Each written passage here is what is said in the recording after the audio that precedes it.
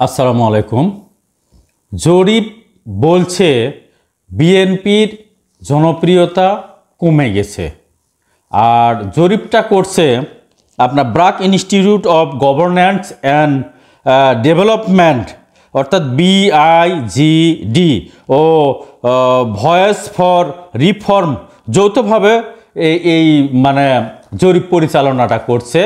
ওনারা বলছে যে বিএনপির জনপ্রিয়তা কমে গেছে। এখন ওনাদের এই যুক্তির পিছনে অনেকগুলো কারণও থাকতে পারে।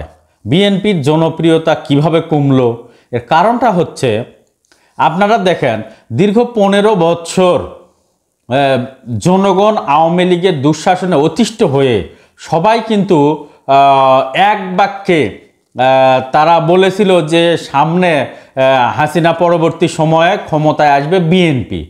কিন্তু দীর্ঘ 1 বছরে বিএনপির কিছু অপদার্থ, সবাই কিন্তু না, 2-4 জন কলঙ্কিত ব্যক্তির কারণে আজ বিএনপির এই দুর্দশা।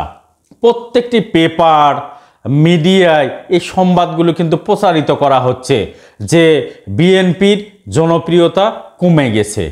এখন কথা হচ্ছে বিএনপিকে আমি পরামর্শ দিব, এই যে 1 বছর ধরে যারা বিএনপির ত্যাগ স্বীকার করলো, কষ্ট করলো এবং যারা দীর্ঘদিন কষ্ট করেছে তাদের কারণে নয়, কতিপয় দুষ্কৃতিকারীর কারণে আজ এই যে জনপ্রিয়তা কমে গেছে, এরকম একটা জরিপ হয়েছে। যদিও বিএনপি 4 থেকে 5 হাজার নেতাকর্মীকে বিভিন্ন অনৈতিক কাজের জন্য বহিষ্কার করছে, তারপরেও জনগণ কিছুটা বিরক্ত হয়েছে। তো আমার তো ধারণা কিছুটা বিরক্ত না হলে জনপ্রিয়তা কি কারণে কমে গেল, কত % কমছে এই বিষয়ে একটু বলি। জনগণের মতামত, অভিজ্ঞতা ও প্রত্যাশা জুলাই 2025 শীর্ষক জরিপটি সারা দেশে 64 জেলায় পরিচালনা করা হয়। কতগুলো লোককে এই জরিপে অংশগ্রহণ করে একটু বলি। 5489 জন, এখানে নারী আছে এবং পুরুষের মধ্যে নারী আছে, পুরুষও আছে। এটা টেলিফোনে পরিচালনা করা হয় এই জরিপটা।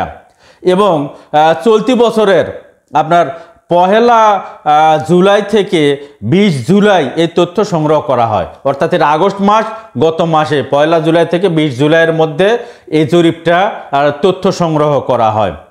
জরিপের ফলাফলে দেখা যায় 2024 সালের অক্টোবরে বিএনপিকে ভোট দেওয়ার কথা জানিয়েছিলেন 16.3%, অর্থাৎ 2024 সালের অক্টোবরে এই জরিপ হয়েছিল। আরেকটা জরিপ হয়েছিল, সেখানে জনগণ ভোট দেওয়ার কথা বলেছিল, বিএনপিকে সমর্থন করেছিল 16.3%।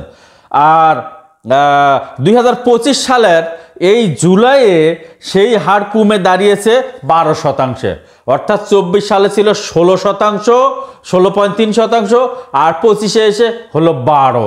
এই যে এতখানি জনসমর্থন কমে গেল, মনে করেন ফখরুল ইসলাম আলমগীর, এরপরে রিজভী সাহেব, সালাউদ্দিন আহমদ, এরকম প্রথম সারির নেতারা দিন রাত পরিশ্রম করে দলটাকে এগিয়ে নেওয়ার চেষ্টা করছে। আর কিছু অপদার্থ কুলাঙ্গার নেতাকর্মীর কারণে কিন্তু আজ এই দলটির এই দুর্নাম হচ্ছে। আমি যেটা মনে করছি সেটা হচ্ছে এই জরিপটা 100% সঠিক নাও হতে পারে। এর কারণটা কি? কারণ হিসাবে বলতে পারি বিএনপির পার্সেন্টেজ কমলো, পাশাপাশি এখানে বলা হচ্ছে যে এনসিপির পার্সেন্টেজ বাড়লো। এনসিপির জনপ্রিয়তা বাড়লো কিভাবে, এটা আমার মাথায় বুঝে আসতেছে না। কারণ হচ্ছে এনসিপির অধিকাংশ প্রোগ্রামগুলো কিন্তু হচ্ছে ঢাকা কেন্দ্রিক, এবং তাদের যে পদযাত্রাগুলো হয়েছিল বিভিন্ন ডিস্ট্রিক্টে তারা একটু গিয়েছিল এই পর্যন্ত, কিন্তু তাদের অধিকাংশ কার্যক্রম কিন্তু ঢাকা কেন্দ্রিক। আর 64 ডিস্ট্রিক্টে তাদের তেমন কোনো কার্যক্রম চোখে পড়ে না, খুব কম। কিন্তু বিএনপির 64 ডিস্ট্রিক্টেই শক্তিশালী তাদের হলো কমিটি আছে, তারা কার্যক্রম চালাচ্ছে। তারপরেও কমার তো কথা নয়, এখানে কোনো ঘাবলা আছে কিনা সেটা দেখতে হবে। আমি বারবার একটা কথা বলেছিলাম যে বিএনপি মিডিয়ার জগতে অত্যন্ত দুর্বল।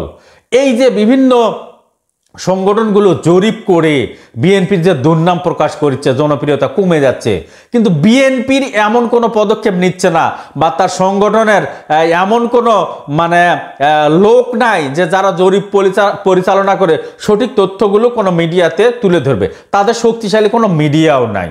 অর্থাৎ যে সংগঠনগুলো এই জরিপগুলো করছে সারা মিডিয়াতে ছড়িয়ে দিচ্ছে, কিন্তু বিএনপি কেন করছে না? এই যে নতুন একটা দল যারা এখনো নিবন্ধনই পায়নি, প্রতীকী পায়নি, তাদেরকে হাইলাইট করা হচ্ছে যে তারা জনপ্রিয়তা এগিয়ে যাচ্ছে, আর বিএনপির জনপ্রিয়তায় ভাটা পড়ছে, জনপ্রিয়তা কমে যাচ্ছে। বিএনপিরা কেন এ ধরনের উদ্যোগ নিচ্ছে না, যে তারা তাদের সত্যিকারের একটা জরিপ কেন উপস্থাপন করছে না? এটা আমি মনে করি বিএনপির এক প্রকার ব্যর্থতায়।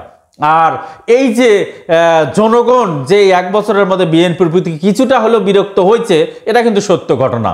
এই যে দেখেন, আমি 2-1টা উদাহরণ দিব। আপনারা দেখেছেন গত 2-1 দিন আগের ঘটনা, সিলেটের একটা উপজেলায় সাদা পাথর উত্তোলন করার কারণে সেই উপজেলার সভাপতিকে বহিষ্কার করা হয়েছে। অর্থাৎ এই যে সভাপতি এই যে সাদা পাথর উত্তোলন করলো, কেন? বিএনপির 492টা যে উপজেলা আছে, এই উপজেলায় তাদের কেন স্পাই নাই? পাথর তো আর একদিনে তুলে নিয়ে যায়নি, এটা তুলতে কিন্তু সময় লাগছে। তাহলে যখনই কোনো একটা উপজেলার সভাপতি সেক্রেটারি কোনো কাজ করছে, এই তথ্যগুলো কেন্দ্রের কাছে কেন যাচ্ছে না? এবং প্রত্যেকটি উপজেলায় তাদের নজরদারি টিম কেন নাই? এটা তো বিএনপির একটা ব্যর্থতা আমি মনে করি। তাদেরকে এই মুহূর্তে দ্রুত গতিতে 64টা ডিস্ট্রিক্টে তাদের নজরদারি টিম রাখতে হবে। নেতারা কি করছে প্রত্যেকটি উপজেলায় নজরদারি টিম রাখতে হবে, কোন নেতারা কি করছে। যদি তারা কোনো অনৈতিক কাজ করে, তাৎক্ষণিক তথ্য যেন কেন্দ্রে যায়, ঢাকায় যায়, ঢাকার থেকে তাৎক্ষণিক যেন নির্দেশনার মাধ্যমে সেই অপকর্ম যেন বন্ধ করা হয়।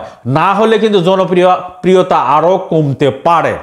কিন্তু দুঃখের বিষয়, আমার এই কথাগুলো কি বিএনপির কোনো নেতার কানে যাবে? তারা কি তাদের এই সিস্টেমগুলো কি চালু করবে? আমার তো মনে হয় না, কারণ বিএনপির কোনো নেতাকর্মী আমার ভিডিও দেখবেও না, শেয়ারও করবে না, সাবস্ক্রাইবও করবে না। তাহলে আমার এই কথাগুলো কিন্তু অবান্তর হয়ে যাচ্ছে। ঠিক আছে দর্শক শ্রোতা, ভালো থাকবেন।